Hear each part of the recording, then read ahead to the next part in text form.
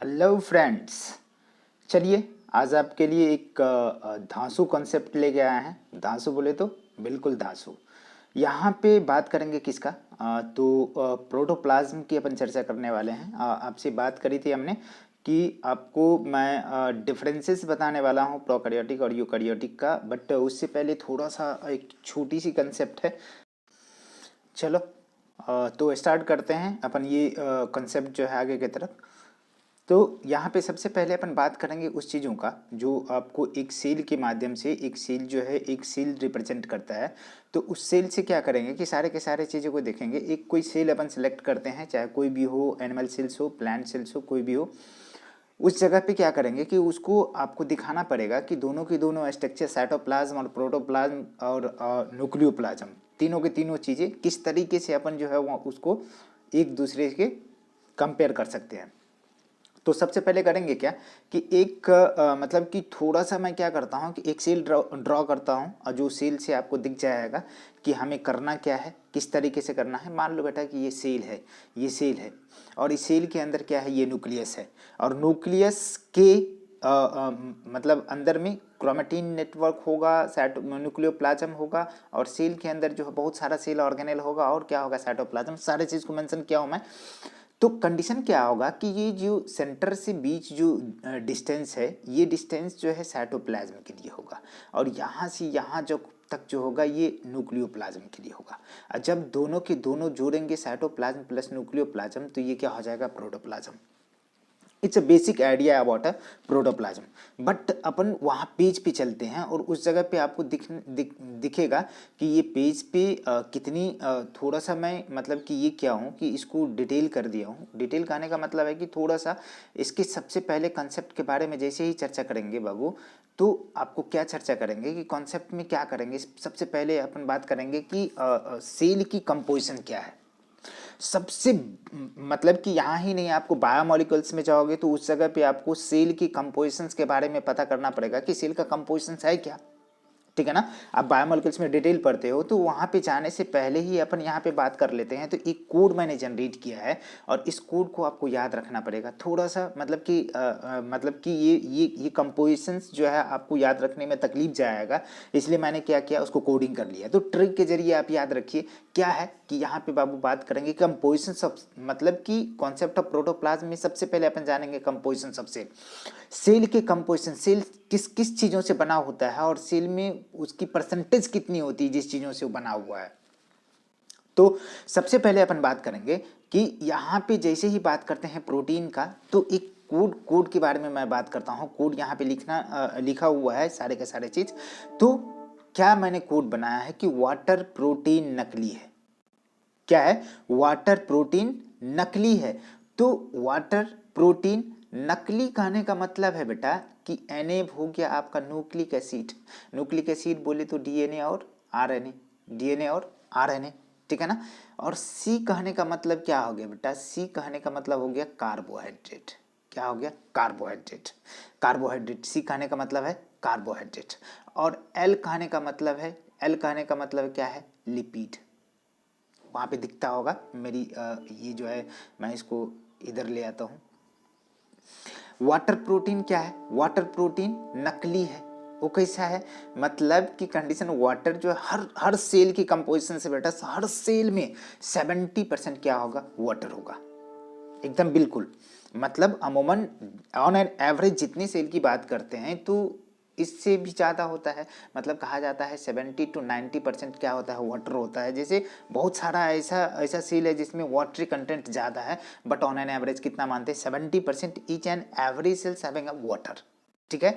वहाँ पे प्रोटीन की कंपोजिशन कितना होता है, 10%। यहाँ पे देखो बाबू, मतलब कि 5%, 3%, 2%, 1% ऑड में है सारे के सारे चीज। 5, 3, 2, 1, थोड़ा सा 2 को छोड़ दीजिए, 2 भी ऐसे समझ में आ रहा ना। 3, 2, 1, 5, 3, 2, 1।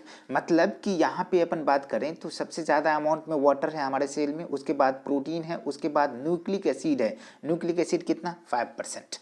यहाँ पे कार्बोहाइड्रेट की बात करते हैं तो कार्बोहाइड्रेट कितना, 3%। और लिपिड कितना बाबू, 2%। और आयंस की बात करते हैं तो आयंस कितना है, 1%। एल समझ में आ रहा है ना, एल एल एल बोले तो लिपिड। ठीक है, यहाँ समझ में आ गया।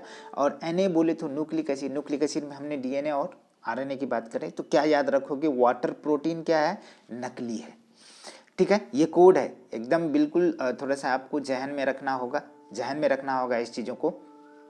तो अब क्या करेंगे कि यहाँ पे थोड़ी सी बात करेंगे क्या कि ये जो प्रोटोप्लाज्म होता है बाबू, प्रोटोप्लाज्म के कंडीशन में आप बिल्कुल दिमाग में बना के रखिए कि प्रोटोप्लाज्म जो है एक ऐसा फ्लूइड है दुनिया का जो लिविंग है। प्रोटोप्लाज्म मतलब कि दुनिया का ऐसा तरल पदार्थ है जो क्या है, लिविंग है। तो समझ सकते हो कि यदि सेल की प्रॉपर्टी अपन देखें कि लिविंग है तो ड्यू टू प्रोटोप्लाज्म। किसके वजह से, प्रोटोप्लाज्म के वजह से इसकी जो लिविंगनेस है, इसका मतलब है कि it resides the value of the life. ठीक है, तो क्या कंडीशन कि प्रोटोप्लाज्म लिविंग कंटेंट है सेल का, जो जिसके चारों तरफ क्या होता है कि सेल मेम्ब्रेन की कवरिंग होती है। सेल मेम्ब्रेन उसको क्या करती है, सराउंड्स करके रखती है। तो बिल्कुल इतना दिमाग में रखना चाहिए कि protoplasm is a living content of a cell surrounds by plasma membrane. और क्या, सेल मेम्ब्रेन। पीएम बोले तो प्राइम मिनिस्टर नहीं, सीएम बोले तो चीफ मिनिस्टर नहीं, पीएम बोले तो प्लाज्मा मेम्ब्रेन या सेल मेम्ब्रेन। अब कह रहा है कि प्रोटोप्लाज्म एक मिक्सचर है, मतलब कि ये कंपोज है मिक्सचर ऑफ, वही होगा, वही सारा का सारा चीज़, आयंस होंगे, लिपिड होंगे, प्रोटीन होंगे, कार्बोहाइड्रेट होंगे, न्यूक्लिक एसिड, अमाइनो एसिड, ये सारे के सारे चीज़ होंगे वहाँ पे। सारे चीज़ जितने कंपोनेंट्स है सब के सब कंपोनेंट्स वहाँ पे होगा। तो अपन बात करते हैं, आपको एक झलक तो बनता है दिखाने को। यहाँ पे देखो कि प्रोटोप्लाज्म की किस चीज़ों का मिक्सचर जी, आयंस है, अमाइनो एसिड है, ए बोले तो अमाइनो एसिड, मोनोसेक्राइड्स है, कार्बोहाइड्रेट की छोटी सी यूनिट, वाटर है, न्यूक्लिक एसिड है, प्रोटीन है, लिपिड है, ठीक है ना, कार्बोहाइड्रेट है। ये सारे के सारे यहाँ से जैसे न्यूक्लिक एसिड से लेकर के कार्बोहाइड्रेट की बात करते हैं बाबू, तो ये मैक्रो मॉलिक्यूल्स है, बड़ा बड़ा मॉलिक्यूल्स है। और यहाँ तक की बात करते हैं तो ये माइक्रो मॉलिक्यूल्स है, आएगा। अब कह रहा है कि प्रोटोप्लाज्म जो है क्रिस्टेलो कोलोइडल सॉल्यूशन है, क्रिस्टेलो कोलोइडल कॉम्प्लेक्स है। इसका मतलब क्या हो गया कि कोलोइडल वर्ड यूज करा जाता है प्रोटीन के लिए। क्रिस्टेलो कहने का मतलब है कि यहाँ पे सॉल्ट भी, आयंस भी होगा थोड़ा सा। तो प्रोटोप्लाज्म क्या है, क्रिस्टेलो कोलोइडल कॉम्प्लेक्स है। दिमाग में बिल्कुल याद रखना पड़ेगा। इसको टर्म देने वाला साइंटिस्ट था, इसको कहने वाला साइंटिस्ट था फिशर। ठीक है, it is a property of life, it possesses property of life, मतलब कि ये कहीं ना कहीं क्या करता है कि लाइफ की प्रॉपर्टी को मेंशन करता है। और वजह क्या है, यहाँ पे थोड़ा सा वजह की बात भी करेंगे, वजह की बात करेंगे यहाँ पे थोड़ा सा। तो देखिए वजह की बात क्या करेंगे कि इट पोसेसेस, मतलब कि ये जो रखते हैं प्रॉपर्टी ऑफ लाइफ। क्यों भैया, because it is present in all living cells. जितनी भी लिविंग सेल्स है उस सब के सब में क्या होगा, प्रोटोप्लाज्म होगा ही, एकदम मस्ट है। Protoplasm must be reside in the living cells. ठीक है, यहाँ पे थोड़ी सी हिस्ट्री की बात करते हैं बेटा कि इसमें हिस्ट्री क्या क्या है, कौन कौन साइंटिस्ट क्या कहे, क्या क्या कहने वाले थे, क्या कह दिए। मतलब कि सबसे पहले जो प्रोटोप्लाज्म को ऑब्जर्व करने वाले साइंटिस्ट था, कॉर्टी करके साइंटिस्ट है। ठीक है ना, उसके बाद जैसे ही बात करेंगे कि कॉर्टी के बाद जैसे बात करें तो डुजार्डिन नाम के साइंटिस्ट था, जिन्होंने क्या किया, प्रोटोप्लाज्म के लिए एक स्पेशल वर्ड दिया जिसका नाम था सारकोड। प्रोटोप्लाज्म को इन्होंने क्या कह दिया, डुजार्डिन, सारकोड। ठीक है ना, टर्म प्रोटोप्लाज्म क्वाइन, मतलब कि ये सबसे पहले ऑब्जर्व करने वाले कॉर्टी क्या नाम था, कॉर्टी। और टर्म देने वाले साइंटिस्ट का नाम क्या था, पुरकिंजे। पुरकिंजे ने प्रोटोप्लाज्म टर्म दिया। ऑब्जर्वेशन कॉर्टी, ऑब्जर्वेशन करने वाले साइंटिस्ट कॉर्टी। डुजार्डिन ने प्रोटोप्लाज्म को सारकोड बोला, पुरकिंजे ने इसका नाम दिया प्रोटोप्लाज्म। ठीक है ना, अब क्या कंडीशन है कि एक साइंटिस्ट हुआ बाबू जिसका नाम है हक्सले। उन्होंने कहा कि protoplasm is the physical basis of life. इसका मतलब होता है कि शुद्ध हिंदी अपन बोले एकदम बहुत ही उम्दा किस्म का लाइन है कि जीव दर्भ ही जीवन का भौतिक आधार है। बिल्कुल सत्य है। एक जगह पे आपको क्या कहा गया कि it resides the property of the life. ठीक है ना, बिल्कुल। ये एक ऐसा लिविंग फ्लूइड है, मतलब कि ये दुनिया का एकमात्र फ्लूइड है, पानी है, तरल पदार्थ है, जो क्या है, लिक्विड है, मतलब कि जो क्या लिविंग है। और हक्सले भाई साहब क्या कहे, हक्सले ने कहे कि protoplasm is the physical basis of line. बहुत ही इंपॉर्टेंट लाइन है बेटा, इंपॉर्टेंट लाइन है। Huxley says that protoplasm is the physical basis of life because all the property of the life resides in the protoplasm. Protoplasm के अंदर resides करते रहते हैं सारे के सारे गुण जो है लाइफ का। इसका मतलब है कि protoplasm is a one and only living fluid. ठीक है ना। चलो यहाँ पे थोड़ा सा स्ट्रक्चर वाइज अपन स्टडी करते हैं। थोड़ा सा आपको दिमाग में देना पड़ेगा बेटा। देखो मैं क्या करता हूँ कि ये अपना जो है सेल है, एक क्या क्या हमने सेल लिया। सेल के अंदर ये छोटा सा स्ट्रक्चर आपको दिख रहा होगा, इट्स न्यूक्लियस। न्यूक्लियस के अंदर जो है क्रोमेटिन फाइबर सब होगा। इसके अंदर जो है बहुत सारा जो है सेल ऑर्गेनेल होगा, बहुत सारा सेल ऑर्गेनेल। तो यहाँ से यहाँ तक जो बात करो तो ये न्यूक्लियस है। तो इसे क्या कह सकते हैं, ये न्यूक्लियोप्लाज्म है।